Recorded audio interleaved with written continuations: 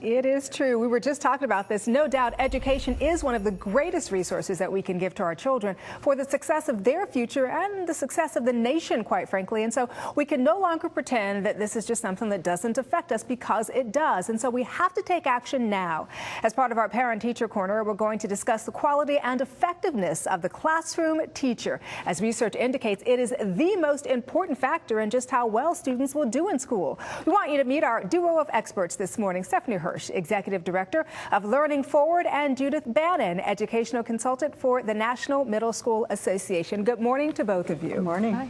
All right, we've talked about this. You know, I have 3 little boys. 2 of them are in elementary school right now. And here's the thing I found. There are so many different teachers out there, so many different methods. I mean, you just really don't know what you're going to get all the time. But what I've always wondered is, okay, so what makes an effective teacher, and how do we ensure that our kids get it? An effective teacher is somebody who ensures that every student in the classroom achieves the goals that we want for them during the course of that school year. And they use every strategy possible in order to make that happen.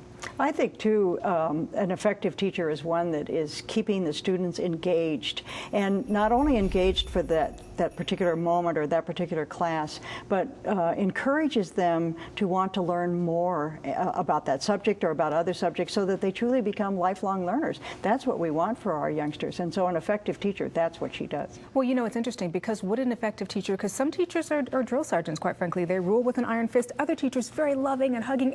I remember those teachers, quite frankly, the ones who were very loving and who just were, I remember them to this day. So can an effective teacher be one or the other? I think of course you could be the strict school mom sort of teacher and the warm, hugging, nurturing sort of teacher. It's the teacher, though, that loves those children and wants to be with them. And whether what your affect is isn't the most important thing. It's the way that you know from inside how you're feeling about those students and what you want for them. You know, Stephanie mentioned success. What you want for each and every child in your classroom is to succeed. Well, part of that success is professional development. How do teachers get it? Well, let's go back to part of that success, because we think it's key to the success that every teacher needs to continue to grow and learn in order to gain the strategies to help the students be successful. So there's a variety of ways that teachers can access professional development. They can take courses, they can go to conferences, but the most important, the most powerful professional development is that which occurs in the school when all teachers gather together to learn.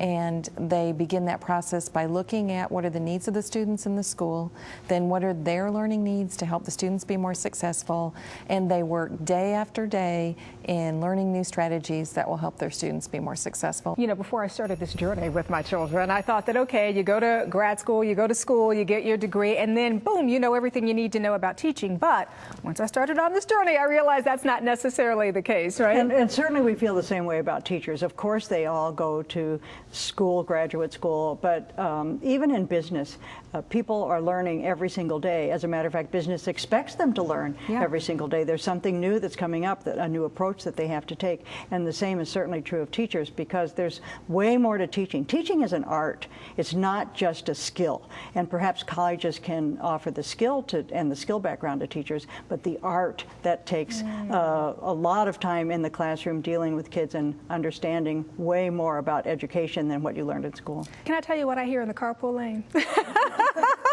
I hear parents, I'm sorry, but you know, I hear parents complaining an awful lot about all the extra days off from school. Is this because of professional development, and how does this work? Well, it probably is because of professional development, but that's because they're learning right at the time when they need it. Okay. They're looking at maybe recent assessments and they're saying, okay, the kids performed well here, they didn't perform well here, so what do we need to work on together in order to ensure that they're more successful in the next quarter?